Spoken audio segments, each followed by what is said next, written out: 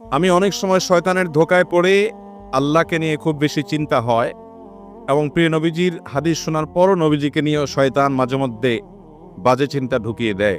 এতে কি আমার ঈমান চলে গেছে? এগুলো মনের মধ্যে আসার কারণে আমি মনে করেছিলাম আমার ঈমান নষ্ট হয়ে গেছে। তারপর আমি নিজে নিজে আবার কালিমা পড়েছি। এতে কি আমি ঠিক করেছি? দয়া করে একটু বলবেন। ভাইরা আমার, এই ব্যাধিটা এত ব্যাপক আকার ধারণ করেছে, আমাদের অনেক ভাই বোন আছেন যারা এই একই প্রশ্ন আমাদের কাছে করেন যে তাদের মনে আল্লাহকে নিয়ে বাজে চিন্তা আসে, আল্লাহ সম্পর্কে নোংরা চিন্তা ভাবনা আসে, নবী সাল্লাল্লাহু আলাইহি ওয়াসাল্লাম সম্পর্কে বাজে চিন্তা আসে। আপনি চিন্তা করুন তো, এই রোগটা যার মধ্যে আসে, এই আশাটা সেই লোকটাকে যদি অস্থির করে দেয়, তাহলে বুঝতে হবে এই লোকটা আসলে ঈমানদার, তার পেরেশান হওয়ার কোনো কারণ নেই।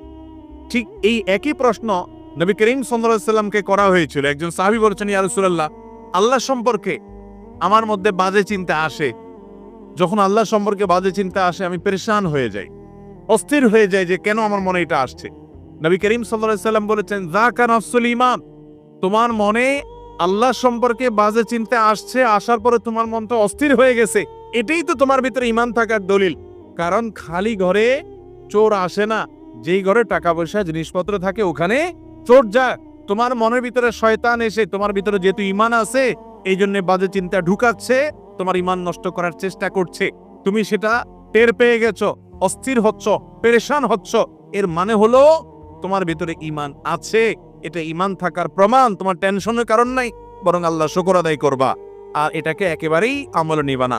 এরকম ইচ্ছার বাইরে মনে বাজে চিন্তা শয়তান ঢুকিয়ে দিচ্ছে, এর কারণে আপনার ঈমানের ক্ষতি হবে না, এর কারণে আপনি বেঈমান হবেন না, বরং এরকম পরিস্থিতি আসলে কয়েকটা কাজ করবেন। নাম্বার 1, এটাকে একদম আমলে নেবেন না। নাম্বার 2, খুশি হবেন যে আমার ভিতরে ঈমান আছে, এই জন্য শয়তান আমাকে খোঁচাচ্ছে। কোনো অমুসলিম, কোনো ভিন্ন ধর্মের অনুসারী কিংবা কোনো নাস্তিক জীবনে এই কথা বলবে না যে তার মনে এরকম হঠাৎ হঠাৎ বাজে চিন্তা আসে, কারণ ওর ভিতরে তো ঈমানই নেই। শয়তান তার কাছ থেকে ঈমান ছিনিয়ে নেওয়ার চেষ্টাই করবে না। শয়তানকে আমরা দেখি না, গোটা কোরআন জুড়ে সবচেয়ে বেশি সাবধান করা হয়েছে আমাদেরকে শয়তানের ব্যাপারে। আদুউন মুবিন আল্লাহ তাআলা বলেছেন, সে শয়তান সম্পর্কে আমাদের ধারণাই নেই, আমরা জানি না। আমাদের রগে রগে সে ঢুকতে পারে। ইন্নাশ শায়তানা ইয়াজরি আহাদাকুম মাজরাদ দাম, আমাদের রক্ত প্রবাহের সাথে মিশে যেতে পারে, আমাদের উপরে প্রভাব বিস্তার করে, বাজে জল্পনা কল্পনা তৈরি করে, খারাপ পথে নেওয়ার জন্য আমাদের মনের ভিতরে প্রভাব সৃষ্টি করে শয়তানে। এই শয়তান সে কিন্তু কোনো ওই যে শয়তানের অনুসারী, শয়তানের গোলামের মধ্যে পাবেন না, তার মধ্যে শয়তান থাকে না। ঈমানদারের মনে বাজে চিন্তা আসে, এই কথা চিন্তা করে আল্লাহ শুকর আদায় করবেন। তাহলে প্রথম কাজ হলো এটাকে পাত্তা দিবেন না, এর কারণে আপনার ঈমান ক্ষতি হবে না।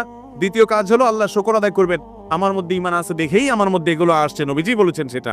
নাম্বার 3, এরকম বাজে চিন্তা আসলে আমানতু বিল্লাহি ওয়া রাসূলি, এটা পড়বেন, আমানতু বিল্লাহি ওয়া রাসূলি, আমি আল্লাহ এবং তার রাসূলের প্রতি ঈমান আনলাম।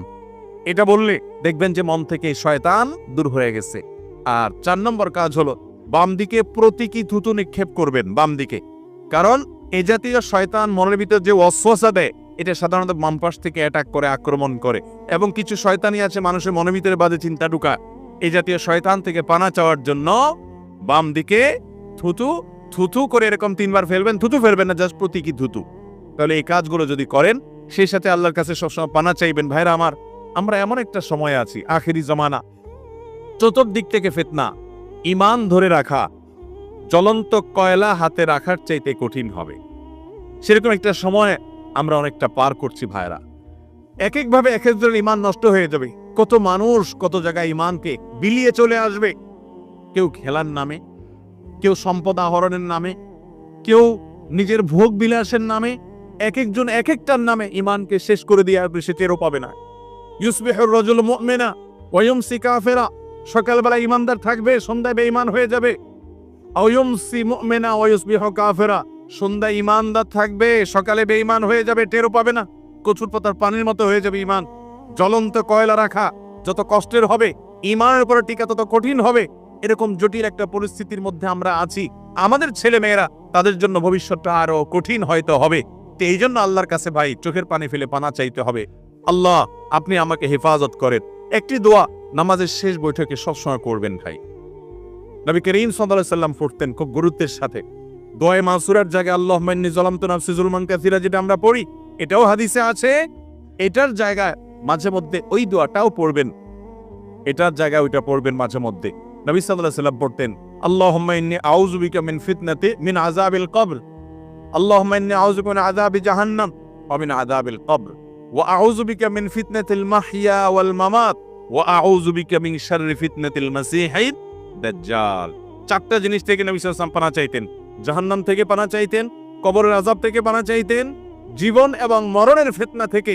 দুনিয়াতে যত রকমের ফিতনা আছে, এই যে মনের ভিতরে বাজে চিন্তা ঢুকাচ্ছে শয়তান, একটা ফিতনা, এই ফিতনা থেকে পানা চাইতেন। অনেকে অনেক কিছুর নামে ঈমান হারা হয়ে যাবে, সেটারও পাবে না, ঈমানের চেতনা হারা হয়ে যাবে অনেকে, এবং দাজ্জালের ফিতনা থেকে পানা চাইব। অতএব সর্বশেষ আমল হলো আল্লাহর কাছে পানা চাইব বেশি বেশি করে। আবারও বলছি, আল্লাহ এখানে এই বাজে চিন্তা আসছে, প্রথমত এটাকে কেয়ার করবেন না, কারণ এটা শয়তান দিচ্ছে, এর কারণে আপনার ঈমান নষ্ট হবে না। দ্বিতীয়ত, এটা ভেবে খুশি হবেন যে এটা আপনার ভেতরকার ঈমান থাকার প্রমাণ, যে আপনার ভেতরকার ঈমান হরণের জন্য শয়তান চেষ্টা করছে, আপনি টের পেয়ে গেছেন।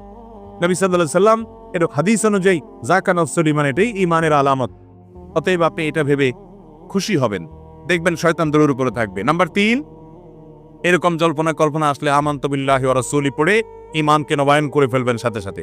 নাম্বার 4, বাম দিকে থুতু প্রতীকী দিকে নিক্ষেপ করবেন। আর 5 নম্বর হলো আল্লাহর কাছে পানা চাইবেন। আল্লাহ তাআলা আমাদেরকে আখেরি জামানার বহুবিধ ফিতনার মধ্যে আমাদের ঈমানগুলোকে হেফাজত করার তৌফিক দান করুন।